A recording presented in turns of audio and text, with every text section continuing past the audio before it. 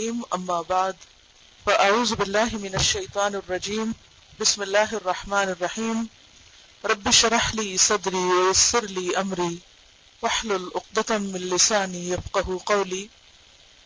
صفحہ نمبر 57، فصل سوم، جمعہ اور نماز جمعہ کے آداب۔ اگرچہ جمعہ مردوں پر فرض ہے، لیکن چونکہ آپ سب کو بھی الحمدللہ اللہ کے فضل سے ہر جمعہ کو نماز پڑھنے کا موقع ملتا ہے، تو اس لیے یہ چیپٹر آپ کے لیے بھی خاصی دلچسپی کا ہے۔ جمعہ کی فضیلت کے بارے میں سبھی جانتے ہیں کہ تمام دنوں میں سے وہ چنا ہوا دن ہے۔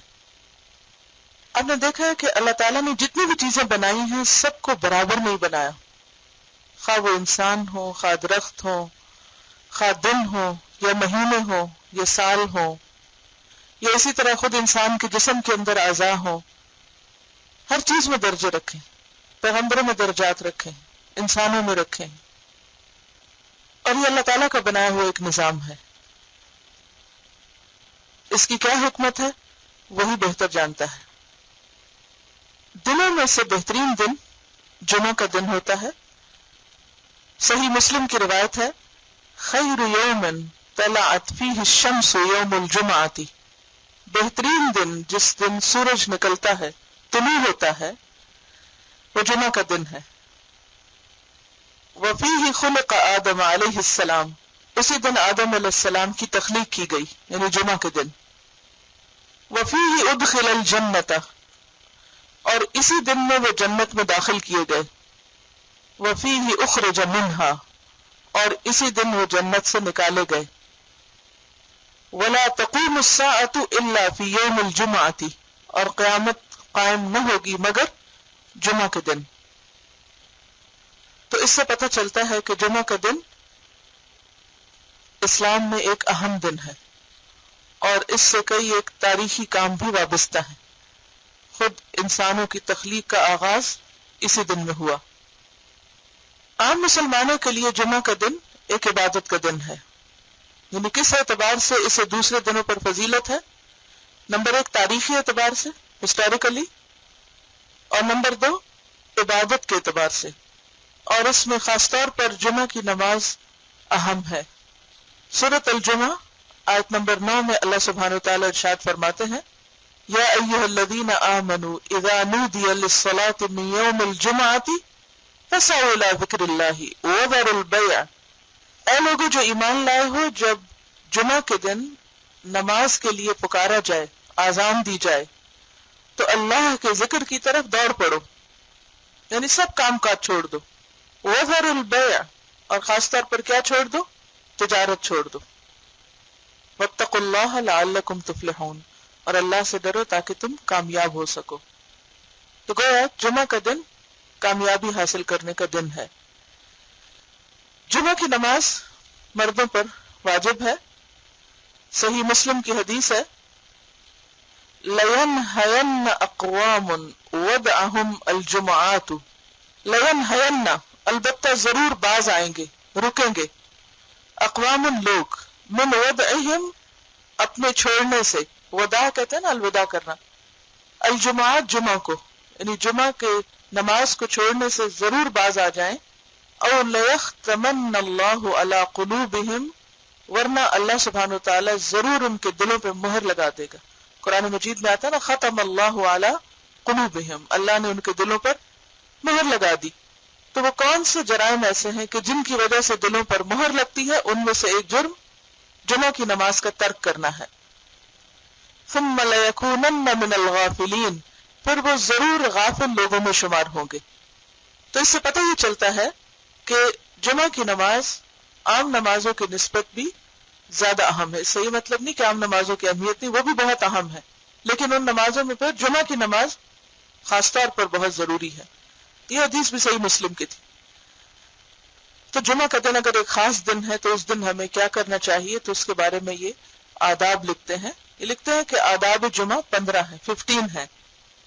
پہلا یہ کہ اس کے لیے جمعرات کے روز اور جمعہ کی رات ہی سے تیاری شروع کر دے، یعنی اس کو امپورٹنس دے عام دنوں کی نسبت، اور پہلے سے ہی تیاری شروع کریں۔ اب یہ تیاری جو ہے ذہنی بھی ہونی چاہیے اور روحانی بھی ہونی چاہیے. ہم جب کسی کام کی تیاری کرنے لگتے ہیں تو وہ تیاری صرف نہانے دھونے کی حد تک ہی رہ جاتی ہے یا صرف ظاہری چیزوں کی تیاری مقصود ہوتی ہے. یہاں بھی انہوں نے خصوصی طور پر کپڑے دھونے اور نماز جمعہ کی ادائیگی کے لیے خود کو تیار کرنے کی بات کی ہے. یعنی نیت کیا ہونی چاہیے کہ مجھے کل جمعہ پڑھنا ہے اور اس کے لیے میں اب سے اہتمام شروع کروں تاکہ کوئی وجہ ایسی نہ بنے، کوئی چیز ایسی رکاوٹ نہ ہو کہ جو جمعہ کی نماز میں خلل انداز ہو. دوسرا، جمعہ کے دن غسل کرے جیسا کہ صحیحین میں آیا ہے. صحیحین کیا چیز ہے؟ بخاری اور مسلم، دو حدیث کی کتابوں میں یہ روایت موجود ہے جس میں تاکید کی گئی ہے کہ جمعہ کے دن غسل کرنا چاہیے، یعنی نہانا دھونا چاہیے. اور غسل میں بہتر یہ ہے کہ جمعہ کے وقت سے تھوڑا سا پہلے غسل کرے تاکہ نماز سے پہلے بالکل صاف ستھرا ہو، فریش ہو. اگرچہ جمعہ کا دن کب سے شروع ہو جاتا ہے؟ جمعرات کے دن کے اختتام سے، یعنی جب سے جمعہ کی رات شروع ہوتی، کیونکہ اسلامی کیلنڈر میں پہلے رات آتی ہے اور پھر دن آتا ہے. یعنی مغرب کے فوراً بعد سے سمجھو کہ آپ جمعہ کے دن میں داخل ہو گئے، اور اس وقت سے لے کے آپ جمعہ کی نماز تک کسی وقت بھی غسل کر سکتے ہیں. لیکن زیادہ افضل کیا ہے کہ رائٹ بفور جمعہ غسل کیا جائے. لیکن اگر ایسا ممکن نہ ہو تو کسی بھی وقت غسل کیا جا سکتا ہے، لیکن نیت میں وہ غسل جمعہ ہی ہو. تیسرا، بدن کو پاک صاف کر کے خوشنما بنائے، یعنی زینت کا بھی اہتمام کرنا چاہیے کیونکہ اہم دن ہے. ناخن کاٹے، مسواک کرے. مسواک تو ہر نماز کے ساتھ ہونا چاہیے لیکن خصوصی طور پر اپنی صفائی ستھرائی کا اہتمام. اور تمام فضلات یعنی میل کچیل کو جن کا پہلے ذکر ہو چکا ہے طہارت کے باب میں، ان کو اپنے جسم سے دور کرے. خوشبو لگائے اور اپنے بہترین کپڑے پہنے. یعنی اس دن کا لباس عام دنوں کے لباس سے مختلف ہونا چاہیے. اس دن کو اہمیت دینی چاہیے، اس کا اہتمام کرنا چاہیے. چوتھا، یہ کہ جمعہ کے لیے نماز کے وقت سے کچھ پہلے روانہ ہو اور پیدل جائے. پیدل جانے کی بات اس لیے خاص طور پر کی ہے کہ ایک ایک قدم کا اجر لکھا جاتا ہے. خصوصاً اگر آپ عمرے پر گئے ہو تو آپ نے دیکھا ہوگا کہ پہلی اذان سے پہلے ہی لوگ صبح 11 بجے سے اپنی سیٹ لینے کے لیے مسجد میں پہنچنا شروع کر دیتے ہیں. اور اگر آپ کسی بلند اونچی عمارت سے نیچے جھانکے تو عجیب منظر ہوتا ہے کہ درمیان میں مسجد ہوتی ہے اور چاروں طرف سے لوگ بس چل چل کے آ رہے ہوتے ہیں، دور دراز سے پیدل چل کے آ رہے ہوتے ہیں. تو بہت ہی خوبصورت منظر ہوتا ہے. وہ پیدل چلنے کی انہوں نے خاص طور پر بات کیوں کی ہے؟ کیونکہ جب بہت سے مسلمان اکٹھے پیدل چل کے ایک طرح سے مارچ کرتے ہوئے کسی جگہ پر جا رہے تھے تو اس سے ایک روب بھی قائم ہوتا ہے، اس سے ایک عجب منظر ہوتا ہے جو سب دیکھنے والوں کو متاثر کرتا ہے. جیسے عید کی نماز میں کیوں کہا گیا کہ ایک جگہ پر لوگ پڑھیں تاکہ زیادہ سے زیادہ لوگوں کا اجتماع ہو. اور جمعہ کا لفظ بھی جمع ہونے سے، اس کا روٹ جیم میم عین ہے، یعنی جمعہ اسی وقت بنتا ہے جب آپ جمع ہوں، اکٹھے ہوں. اور وہ ظاہر ہے کہ جامع مسجد میں ہی ہو سکتا ہے. جامع مسجد کی طرف جانے والے پر لازم ہے کہ وقار اور تسلی اور خشوع سے چلے، یعنی اپنی چال کے اندر بھی ایک احساس پیدا کرے کہ وہ ایک خاص کام کے لیے جا رہا ہے. یعنی آہستہ آہستہ چلے، ہمبل ہو اس کی چال. ویسے بھی عباد الرحمن کی چال کیسے ہوتی ہے؟ وَعِبَادُ الرَّحْمَنِ الَّذِينَ يَمْشُونَ عَلَى الْأَرْضِ هَوْنًا. لیکن خصوصاً جب وہ عبادت کے لیے جا رہے ہیں. مثلاً یہاں سے بھی آپ اس کمرے سے لے کر مسجد تک جب جاتے ہیں تو نماز کے وقت چال جو ہے اس کے اندر ایک وقار اور ایک خشوع ہونا چاہیے. اس میں ہنستے کھیلتے اور غفلت کے ساتھ نہیں جانا چاہیے کیونکہ اس کا اثر پھر نماز پہ پڑتا ہے. جس موڈ اور جس طریقے سے آپ نماز میں داخل ہوں گے، مسجد میں داخل ہوں گے، اسی کا غلبہ ہوگا اور پھر نماز میں بھی وہی کیفیت ہوگی. لیکن اگر آپ اس خشوع کا اہتمام پہلے سے شروع کر دیں، اور خشوع اصل میں دل کا خشوع ہوتا ہے، دل کا جھکاؤ ہوتا ہے، دل کا احساس ہوتا ہے، تو اس حالت کے ساتھ اگر آپ قدم اٹھاتے ہیں اور اللہ کا ذکر کرتے ہوئے اس طرف بڑھتے ہیں تو یقینی طور پر آپ جمعے کے اندر ایک حقیقی روحانیت محسوس کریں گے. اور پھر یہ کہ تسلی کے ساتھ جائے، سکون کے ساتھ، دھکم پیل نہ کرے، کسی کو رش نہ کرے، کسی کو کاٹے نہیں اور کسی کو دھکا دے کے رستہ بنا کے نہ جائے، بلکہ لوگوں کا بھی خیال رکھے کہ اگر اس کے آگے کوئی بچہ ہے یا کوئی بزرگ ہے یا کوئی اور مشکل ہے تو پھر کوئی اور راستہ اختیار کر لے جو شارٹ کٹ ہو اور لوگوں کو تکلیف نہ دے. اگر وہ جلدی پہنچنا چاہتا ہے کہ وہ پہلی صف تک جا پہنچے، اور اگر وہ ممکن نہ ہو تو پھر جس حال میں ہے وہیں پر صبر کے ساتھ آہستہ آہستہ قدم اٹھا کر جائے. जामे मस्जिद की तरफ जाने वाले पर लाजिम है कि वक़ार और तसल्ली और खुशू से चले और मस्जिद से निकलने के वक्त तक मस्जिद में एतिकाफ करने की नीयत करे। एतिकाफ होता है एक जगह जम कर बैठकर अल्लाह की इबादत करना और अल्लाह का जिक्र करना। मुराद से ये कि जितनी देर मस्जिद में हो, जब एतिकाफ की नीयत करेगा तो फिर कोई दुनिया की बातें नहीं करेगा। फिर उसमें या तो वो खुतबा सुनेगा, नमाज पढ़ेगा, नवाफिल अदा करेगा, जिक्र करेगा, तस्बीह करेगा, कुरान की तिलावत करेगा, लेकिन इधर उधर की हंसी मजाक और गपशप से परहेज होगी।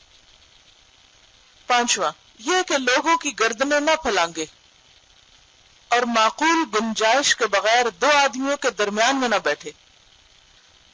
आप सल्लल्लाहु अलैहि वसल्लम एक मरतबा खुतबा दे रहे थे तो एक शख्स देर से आया, लेट आया, और फिर आते हुए लोगों को काटता हुआ आगे आके बैठा।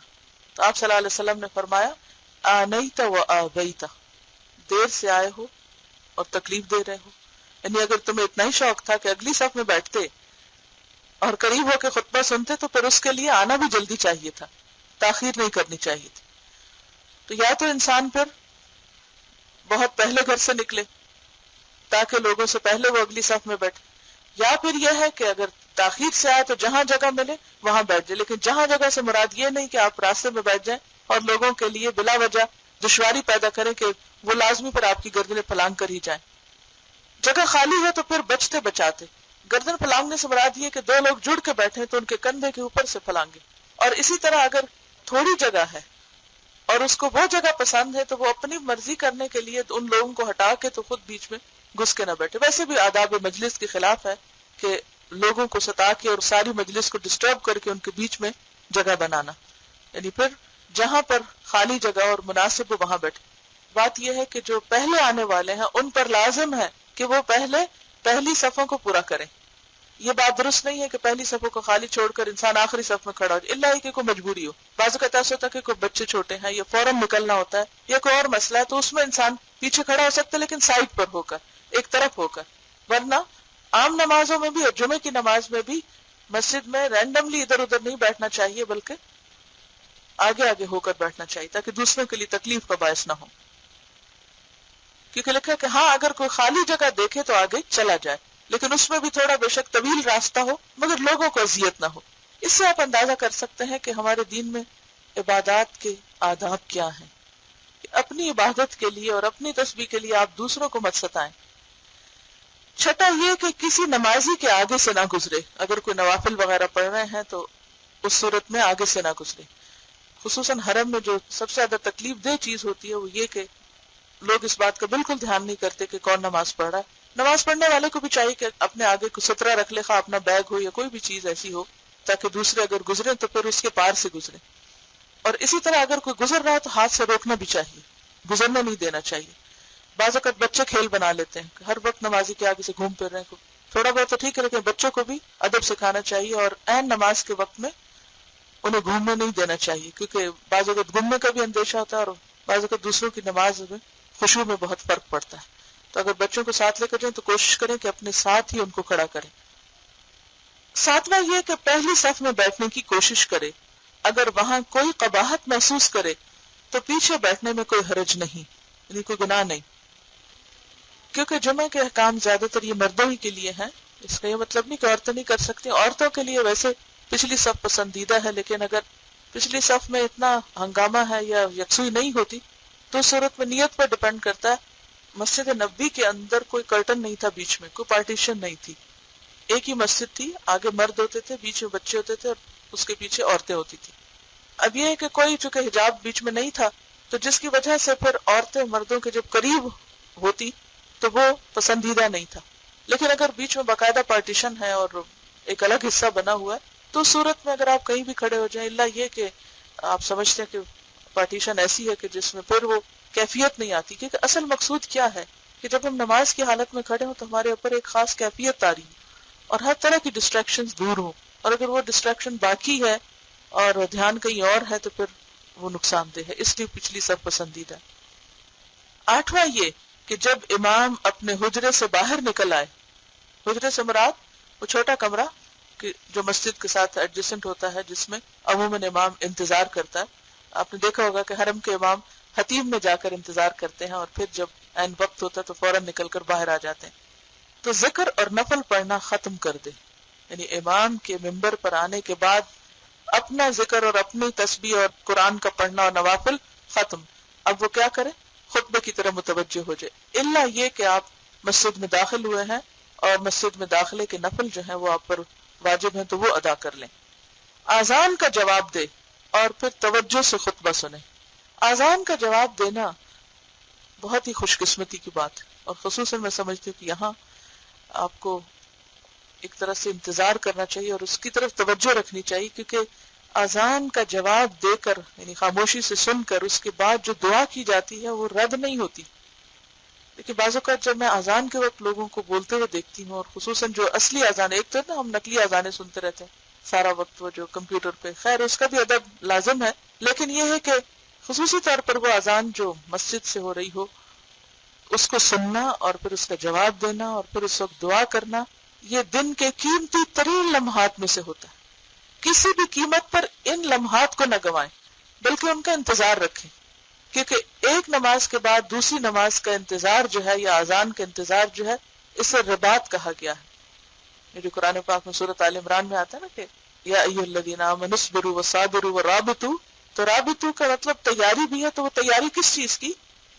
نماز کی تیاری. اور تیاری کہاں سے شروع ہوگی؟ اذان سے. اور اذان کے وقت اگر آپ کا دل اذان میں نہیں تو پھر نماز میں بھی نہیں ہو سکتا. یعنی اذان ایک پہلا الارم ہے یا ایک سور پھونکنے کی کیفیت ہے کہ جس میں پھر سب کو سمٹ آنا چاہیے رب العالمین کی طرف. تو اس میں اگر کوئی شخص توجہ نہیں دیتا اور اس وقت بھی دنیا کی باتیں اس کی ختم ہی نہیں ہو پاتی اور اس کا دھیان ہی نہیں، اس کا دل ہی نہیں ہے اللہ کی طرف، تو پھر نماز میں جا کے اچانک کہاں سے دل آ جائے گا. میں ہمیشہ سوچتی ہوں کہ آخر اس وقت کی اتنی اہمیت کیوں ہے، یعنی اتنی بڑی خوشخبری ہے. عام طور پر ہم کتنے حریص ہوتے ہیں کہ ہماری دعا سنی جائے. ہم میں سے ہر ایک کے دل میں کئی کئی تمنائیں ہوتی ہیں اور ہم دوسروں سے کہتے ہیں کہ آپ ہمارے لیے دعا کریں اور پریشان بھی ہوتے ہیں اپنی دعاؤں کے لیے. تو وہ موقع جو اللہ نے ہم کو اتنے وافر مقدار میں دیا ہے اس کو گنوانا نہیں چاہیے، اس سے خوب فائدہ اٹھانا چاہیے. 9 یعنی نمبر 9 یہ کہ جمعہ کے فرضوں کے بعد سنت ادا کرے. اصل میں جمعہ سے پہلے جو آپ پڑھتے ہیں نا رکعتیں، وہ مسجد کے داخلے کی ہوتی ہیں ایک طرح سے، اور جو بعد کی ہوتی ہیں وہ جمعہ کی سنتیں ہوتی ہیں. وہ کتنی ہیں؟ وہ 2 بھی ہو سکتی ہیں، وہ 4 بھی ہو سکتی ہیں، وہ 6 بھی ہو سکتی ہیں. ٹھیک ہے، تو 2 کر کے 2، 4 اور 6، لیکن 4 اکٹھی نہیں پڑھی جاتی. ٹھیک ہے، اس کی تفصیل آپ کو فقہ کی کتابوں میں مزید مل سکتی. 10واں یہ کہ عصر کی نماز پڑھنے تک مسجد میں ٹھہرے، یعنی افضل ہے اگر ایسا کر سکے. لیکن اگر نہ کر سکے تو بھی حرج نہیں، کیونکہ قرآن مجید میں آتا ہے کہ فَإِذَا قُضِيَتِ الصَّلَاةُ جب نماز پڑھی جا چکے یعنی پوری کی جائے، فَانْتَشِرُوا فِي الْأَرْضِ تو زمین میں پھیل جاؤ. یہ اللہ کا حکم ہے، لیکن یہ حکم جو ہے واجب نہیں ہے کہ لازمی تم مسجد سے نکلو. وَابْتَغُوا مِنْ فَضْلِ اللَّهِ اور اللہ کا فضل تلاش کرو، یعنی جا کے اپنے کام کاج کر سکتے. کیونکہ پہلے کیا حکم دیا گیا تھا کہ جب اذان ہو جائے تو کام بند کر دو، وَذَرُوا الْبَيْعَ. تو اس کے جواب میں اب یہ کہا جا رہا ہے کہ جب نماز ہو چکے فَانْتَشِرُوا فِي الْأَرْضِ تو زمین میں منتشر ہو جاؤ، بکھر جاؤ. وَابْتَغُوا مِنْ فَضْلِ اللَّهِ اور اللہ کے فضل میں سے تلاش کرو، یعنی اپنا کام دوبارہ شروع کر لو. وَاذْكُرُوا اللَّهَ كَثِيرًا اور اللہ کو کثرت سے یاد کرو. کہاں؟ یا تو مسجد میں ہی ٹھہر کے، یا پھر مسجد سے باہر نکل کر اپنے کام کاج میں اللہ کو نہ بھولو. ہوتا یہ ہے کہ جب ہم کوئی عبادت کرتے ہیں، خصوصاً جمعے کا دن عبادت کا ہوتا ہے، اور جب مسجد میں بیٹھ کر عبادت کی جاتی ہے تو اس کی وجہ سے دل پر ایک عبادت کا سکون اور ایک خوشی اور ایک کیفیت سی طاری ہوتی. اس کے بعد انسان ہو جاتا ہے، یعنی اللہ کے ذکر میں مزید اور ہوشیار ہو جاتا ہے. تو یہ بعد میں بھی ذکر کی تلقین کیوں کی گئی کہ ایسا نہ ہو کہ تم مسجد سے نکلو تو پھر سب کچھ بھول بھلا دو. وہ جو کیفیت تم پر آئی ہے اس کو برقرار رکھو اور عام زندگی میں بھی اللہ کا ذکر کرتے رہو. لعلکم تفلحون تاکہ تم فلاح پاؤ، کامیاب ہو جاؤ. تو یہ لکھتا ہے کہ عصر کی نماز پڑھنے تک مسجد میں ٹھہرے، اور اگر مغرب تک ٹھہرے تو افضل ہے، یعنی جتنا زیادہ اس میں رک سکے تو رک جائے. 11واں یہ کہ اس ساعت سعید کی جو جمعہ کے دن میں ہے، ساعت سعید سے کیا مراد ہے؟ خوش قسمت گھڑی.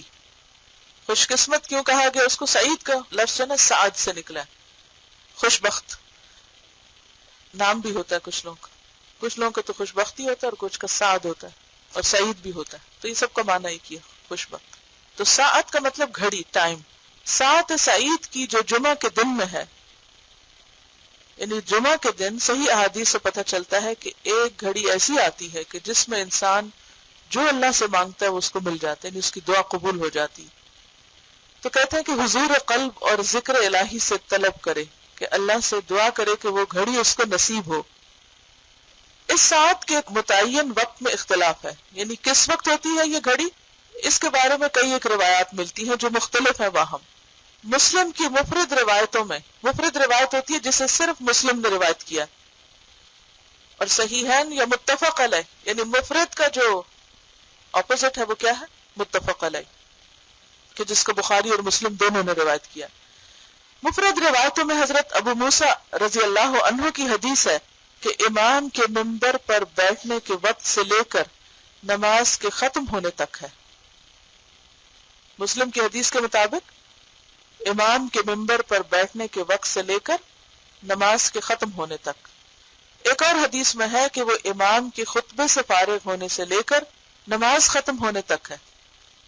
تو نماز بھی تو دعاؤں کا مجموعہ ہے، اگر اس دوران وہ گھڑی آ جاتی ہے اور آپ کا دل نماز میں حاضر ہے تو آپ جو بھی پڑھ رہے ہیں قبول ہو جائے گا انشاءاللہ۔ ایک اور حدیث میں ہے کہ وہ امام کے خطبے سے فارغ ہونے سے لے کر نماز ختم ہونے تک ہے۔ حضرت جابر کی حدیث میں ہے کہ وہ عصر کے بعد کی آخری ساعت ہے، یعنی سورج غروب ہونے سے پہلے کا وقت ہے۔ حضرت انس کی حدیث میں ہے کہ اسے عصر سے لے کر غروب آفتاب تک تلاش کرو۔ یہ حدیث جو ہے یہ حسن ہے، ترمذی نے اس کی روایت کیا۔ کون سی؟ عصر سے لے کر غروب آفتاب تک۔ حضرت ابو بکر اسرم نے کہا یہ احادیث دو وجہوں سے خالی نہیں، یعنی اتنا اختلاف کیوں ہے؟ یا تو بعض احادیث بعض سے زیادہ صحیح ہوں گی، یعنی ایک وجہ تو یہ ہے، اور یا پھر یہ ساتھ مختلف اوقات میں منتقل ہوتی رہتی ہوگی، جیسا کہ لیلۃ القدر رمضان کی آخری 10 راتوں میں منتقل ہوتی رہتی، یعنی ایک جمعہ کو مثلا خطبے کے دوران کی گھڑی ہے اور پھر کسی اور میں نماز کے بیچ کی، کسی اور میں عصر کے وقت کی، تو اس وجہ سے ایک وقت نہیں بتایا، پھر تو کیا ہوتا اگر ایک وقت پتہ چل جاتا؟ بس اس وقت میں ہم تھوڑا سا اہتمام کر لیتے اور باقی وقت بھول جاتے۔ یا یہ بھی ہو سکتا ہے کہ یہ سارے اوقات ہوں، یعنی اگر ایک گھڑی مس ہو گئی تو اگلی پہ آپ کیچ کر لیں اس کو، وہ مس ہو گئی تو اگلی پہ چلے جائیں، تاکہ بار بار دھیان رہے۔ یہ اللہ کی رحمت ہے کہ ہمارے لیے اتنی وسعت رکھی ہے۔ 12واں یہ، یعنی 12واں ادب کیا ہے کہ اس دن رسول اللہ صلی اللہ علیہ وسلم پر درود بہت زیادہ پڑھے، یعنی جمعے کے دن کی خاص عبادت ہے یہ۔ نبی صلی اللہ علیہ وسلم سے مروی ہے، اب یہ جو حدیث ہے یہ موضوع ہے، پہلے ہی بتا دوں تاکہ آپ اس کو پڑھ کر اس سے متاثر نہ ہو، کہ آپ نے فرمایا جو آدمی جمعہ کے دن مجھ پر 80 مرتبہ درود شریف پڑھے اس کے 80 سال کے گناہ معاف ہو جاتے ہیں۔ اس کا ٹیکسٹ ہی بتا رہا ہے کہ یہ بات کچھ عقل کو نہیں لگتی۔ اگر پسند کرے تو درود میں آپ کے لیے دعا کا اضافہ بھی کر لے، جیسا کہ یہ دعا ہے، اللہم آت محمدا الوسیلۃ والفضیلۃ والدرجۃ الرفیعۃ وابعثہ مقاما محمودا الذی وعدتہ اللہم اجزی نبینا عنا ما هو اہلہ۔ دعا تو اچھی ہے اور اذان کے بعد بھی اس کا کچھ حصہ پڑھا جاتا ہے، لیکن یہ جو فضیلت بتائی گئی یہ درست نہیں۔ موضوع حدیث کون سی ہوتی ہے؟ من گھڑت، فیبریکیٹڈ، جو خود سے بنا لی گئی ہو، اس کی اصل کچھ نہیں۔ اور ترجمہ ہے اس دعا کا، اے اللہ حضرت محمد صلی اللہ علیہ وسلم کو مقام وسیلہ اور فضیلت اور بلند درجہ عطا فرما، اور آپ کو مقام محمود پر پہنچا جس کا تو نے ان سے وعدہ کیا۔ اے اللہ ہمارے نبی کو ہماری طرف سے وہ جزا عطا فرما جس کے وہ اہل ہیں۔ خود ابن الجوزی نے ان کی ایک اور کتاب ہے الواہیات، اردو میں واہیات کا لفظ جو ہے یہ اور معنوں میں استعمال ہوتا ہے، عربی میں واہی کا لفظ کمزور کے معنوں میں، یعنی کمزور احادیث، تو انہوں نے ایک کتاب میں ان کو جمع کیا ہے۔ اب آپ یہ سوچیں گے کہ انہوں نے یہاں پھر کیوں لکھ دیا، تو بعض اوقات ایسا ہوتا ہے کہ ایک مؤلف ایک کتاب لکھتا ہے اور وہ لکھ چکا ہوتا ہے، یہ ایک بات بیان کر چکا ہوتا ہے، تو علم کی تو کوئی لمٹ نہیں، اس کے بعد پھر کچھ اور پڑھتا ہے تو پتہ چلتا ہے کہ یہ بات تو درست نہیں تھی، پھر وہ اپنے ہی کیے ہوئے کو کہاں کہاں سے وہ نکال کے، اب ان کی کتابیں تو انہوں نے ہزاروں صفحات لکھی، اب وہ زندگی کہاں کے پورے ہزاروں صفحات دوبارہ کھولے جائیں اور دیکھا جائے کہ کہاں میں کیا لکھ چکا ہوں. تو بہرحال انہوں نے ساتھ ساتھ پھر ایسی کتابیں بھی لکھ دی کہ جس میں ان احادیث کو بیان کر دیا کہ جو ضعیف ہیں یا موضوع ہیں یا کمزور ہیں، جن کا درجہ صحیح کا درجہ نہیں ہے. اور پھر بعد والوں کا کام یہ ہے کہ وہ جب پڑھیں اور پڑھائیں تو ان کتابوں کو بھی کنسلٹ کریں اور کراس چیک کر کے ریفرنسز اور بات کو اپنی جگہ پر فکس کریں. اردو ورژن تو چونکہ ٹرانسلیشن ہے، اس میں نہیں ہمیں پتہ چلتا کہ انہوں نے جو احادیث کوٹ کی ہیں اس کا درجہ کیا ہے، لیکن الحمدللہ عربی کا جو ورژن ہے اس میں تخریج ہوئی ہے، یعنی تخریج شدہ ہے. تو اگر آپ اردو کے ساتھ عربی کو ملا کر پڑھیں تو آپ کو پتہ چل جائے گا کہ احادیث کا مرتبہ کیا ہے. تو یہ موضوع حدیث ہے. درود کے ساتھ استغفار کو بھی ملا لے کہ اس دن میں استغفار کرنا مستحب ہے، پسندیدہ ہے، کوئی بھی ذکر اچھا ہے. 13واں یہ کہ سورۃ کہف پڑھے.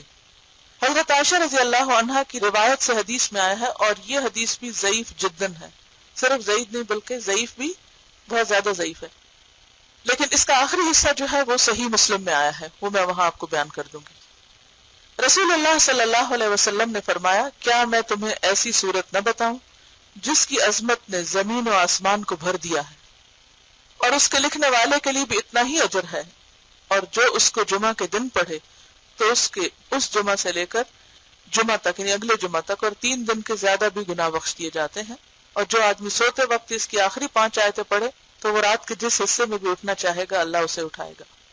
تو لوگوں نے کہا ہاں اللہ کے رسول صلی اللہ علیہ وسلم ضرور بتائیے، تو آپ نے فرمایا سورۃ کہف.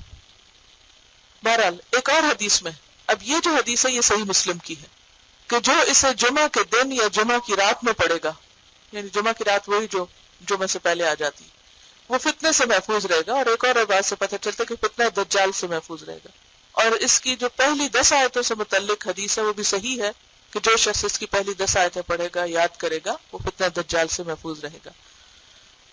تو بہرحال اس میں کوئی شک نہیں کہ سورۃ کہف کا جمعہ کے دن پڑھنا فائدہ مند ہے. ایک اور روایت میں نور کا ذکر آتا ہے کہ ایک جمعہ سے دوسرے جمعہ تک اس کو نور نصیب ہوگا. اور نور کیا ہے دراصل؟ یہ نہیں کہ اگر بادل ہے تو اس کو روشنی نظر آئے گی، اس کا مطلب یہ ہے کہ اس کو اللہ کی طرف سے ایک بصیرت حاصل ہوگی، کیونکہ نور ایک باہر کا ہوتا ہے اور ایک انسان کے اندر کا ہوتا ہے. ایک دل کا نور ہوتا ہے، نگاہ کا نور ہوتا ہے. تو جب تک اندر کا نور نہ ہو انسان کا، باہر کا نور کتنا بھی ہو، بہت سے لوگ بہت روشنیوں میں رہتے ہیں، دن کے رات کو بھی روشنیوں میں رہتے ہیں، لیکن ان کے اندر بصیرت نہیں، نظر انہیں کچھ نہیں آتا، حقیقت سے آگاہ نہیں. تو اس لیے بہت ضروری ہے کہ انسان اس نور کی دعا کرے.